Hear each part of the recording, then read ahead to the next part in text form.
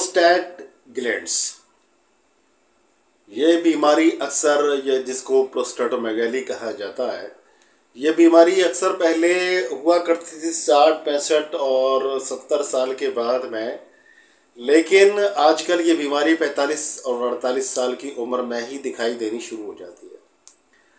वजूहात बहुत सारी हैं, वजह पर भी बात करेंगे, लेकिन अब सबसे पहली बात हम करेंगे, देखिए इलाज बताने से पहले सिम्टम्स का जानना ज़रूरी है कि क्या लक्षण दिखाई देते हैं, ताकि आप समझ जाएं कि ये मुझे जो मर्ज़ है ये प्रोस्टेटोमेगाली है या नहीं है।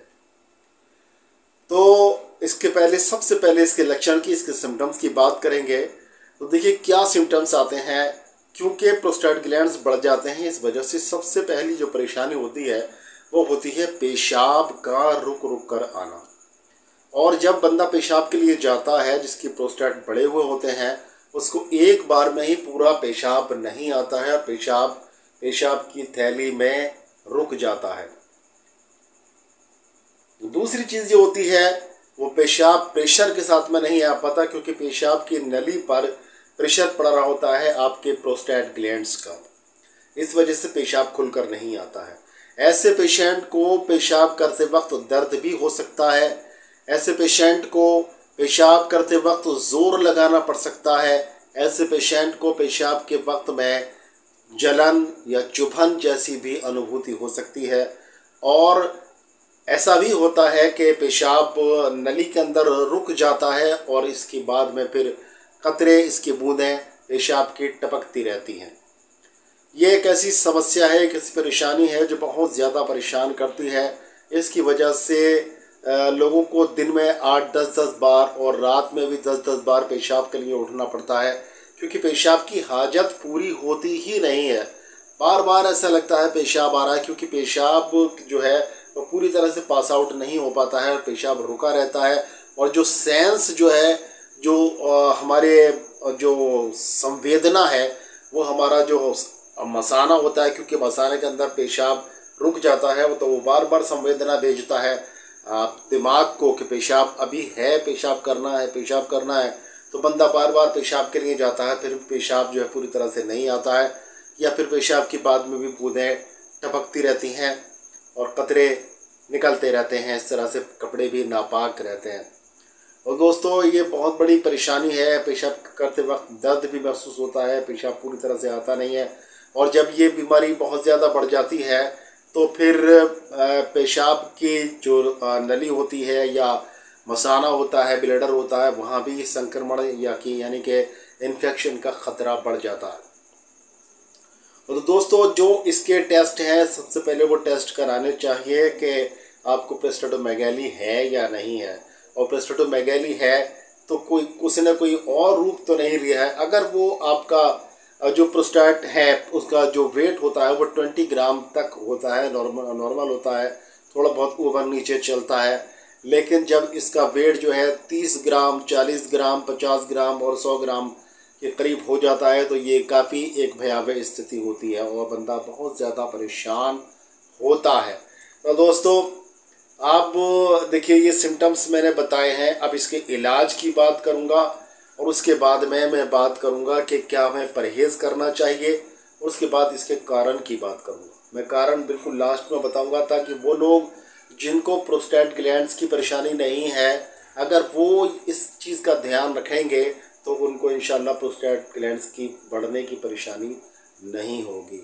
तो आइए अभी बात कर रहे थे हम लोग इसके लक्षणों पर, अब बात करते हैं इसके इलाज पर। इलाज के लिए देखिए हमारा एक फार्मूला है, जो हमारा एक नुस्खा है, मैं आपको वो नुस्खा दे रहा हूँ और वो नुस्खा बहुत ही ज़बरदस्त है। देखिए साथ में कुछ परहेज़ भी बहुत ज़रूरी होते हैं। आइए नुस्खे की बात करते हैं। नुस्खा थोड़ा सा बड़ा है, इसलिए मैं आपको पढ़ के सुनाऊंगा, ठीक है। लेकिन नुस्खा बहुत ही जानदार और शानदार है, और इस नुस्खे को अगर आपने कुछ दिनों तक जारी रखा तो इंशाल्लाह प्रोस्टेट की ग्लैंड्स की परेशानी आपको दूर हो जाएगी। और जिन डॉक्टर्स ने आपको बोला है कि आप ऑपरेशन करा लीजिए, इंशाल्लाह आप ऑपरेशन से बच जाएंगे। जी हाँ, क्योंकि ऑपरेशन आप जानते ही हैं, जब प्रोस्टेट ग्लैंड्स का ऑपरेशन होगा तो क्या क्या दिक्कतें आपको पेश आ सकती हैं और आएंगी।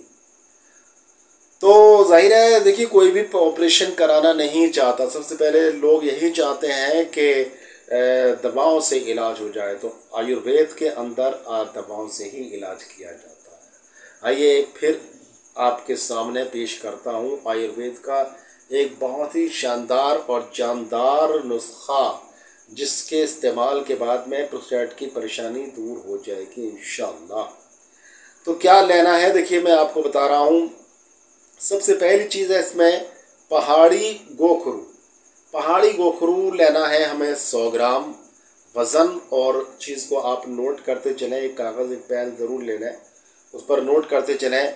देखिए पहाड़ी गोखरू लेना है आपको 100 ग्राम। कुल्थी, कुल्थी ये एक दाल होती है, लेकिन इसको आमतौर पर लोग खाते नहीं हैं, पकाकर नहीं खाते हैं, लेकिन एक तरह की दालों में गिनती होती है इसकी, कुल्थी की। तो कुल्थी की दाल कह लीजिए 100 ग्राम, ठीक है।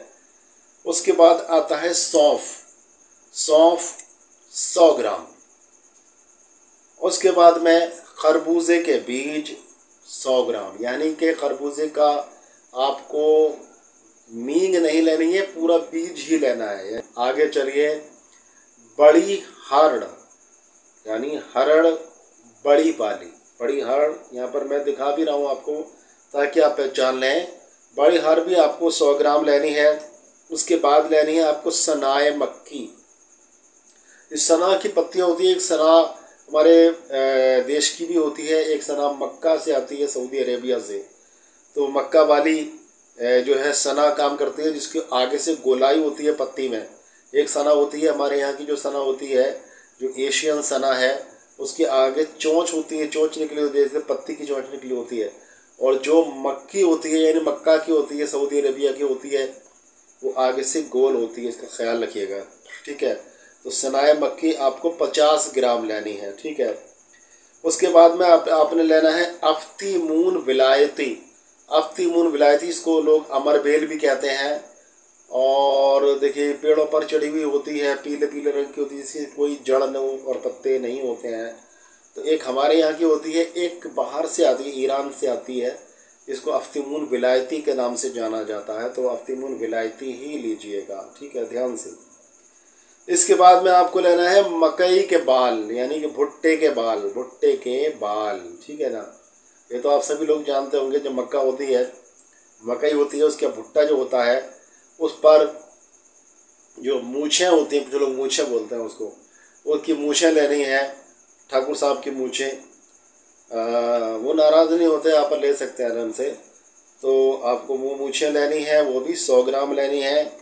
कचनार की छाल, कचनार एक पेड़ होता है और जिसका पत्ता लगभग उल्टा जैसा दिखाई देता है, जैसे उल्टा पत्ता होता है। अक्सर पत्तों के पीछे से काट होता है, इस तरह का दिल बना हुआ होता है, लेकिन ये उल्टा होता है। आपको मैं यहाँ पर दिखा रहा हूँ, देखिए कचनार का पेड़ इस तरह का होता है। इसकी छाल आपको 100 ग्राम लेनी है। और आगे चलना है आपको कद्दू के बीज, जिसको पंपकिन सीड कहा जाता है, ये भी आपको 100 ग्राम लेना है। इसके बाद में है सौंठ, सौंठ ये सूखा हुआ अदरक, जिंजर, ड्राई जिंजर, इसको भी आपको 100 ग्राम लेना है। फिर लेना है वरुण की छाल। वरुण एक पेड़ होता है, यहाँ पर मैं दिखा रहा हूँ आपको, वरुण की छाल आपको लेनी है, वो भी 100 ग्राम लेनी है। फिर लेना है आपको गिलोय, गिलोय, गिलोय भी आपको 100 ग्राम लेना है। और उसके बाद में है नागर मोथा, नागर मोथा भी आपको 100 ग्राम लेना है। कुल टोटल जो इंग्रेडिएंट्स हैं इसके वो हैं 14। ये 14 इंग्रेडिएंट्स आपको लेने हैं। इसको कूट पीस छान कर अच्छी तरह से आपको दवाई बनानी है, तैयार करनी है, खूब बारीक फाइन पाउडर बनाना है। और फिर इसको आपको सुबह और शाम को पानी के साथ में इस्तेमाल करना है। तो आप इसको इस्तेमाल करेंगे तो देखेंगे इंशाल्लाह आपका मर्ज़ बहुत तेज़ी के साथ में कटना शुरू हो जाएगा।